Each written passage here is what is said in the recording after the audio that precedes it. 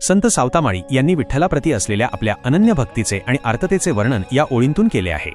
या अभंगात संत सावता महाराज पांडुरंगाशी एका लाडक्या भक्ताच्या अधिकाराने संवाद साधत आहेत। ते म्हणतात, हे कृपाळू हरी, तू माझ्यावर असा का रुसला आहेस? तुझ्याशिवाय मला दुसरी कोणतीही भक्ती ठाऊक नाही। का गा रुसलासी कृपाळू बहारी सावता? महाराज देवाला विचारतात की तू तर दयाळू कृपाळू आहेस, मग माझ्यासारख्या लेकरावर तू असा का रागावला आहेस?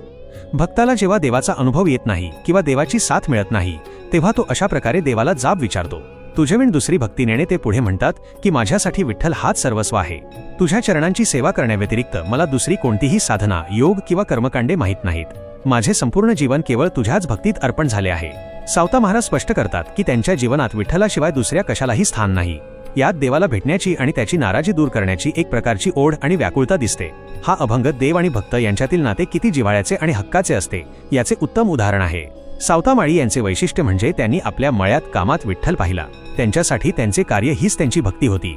या संपूर्ण अभंगाचा भावार्थ जाणून घेण्यासाठी चॅनेलला सबस्क्राइब करा व बेल आयकॉनला दाबून नोटिफिकेशन ऑन करा, जेणेकरून नवीन व्हिडिओ आल्यावर आपणास पूर्व सूचना मिळेल। धन्यवाद। रामकृष्ण हरी।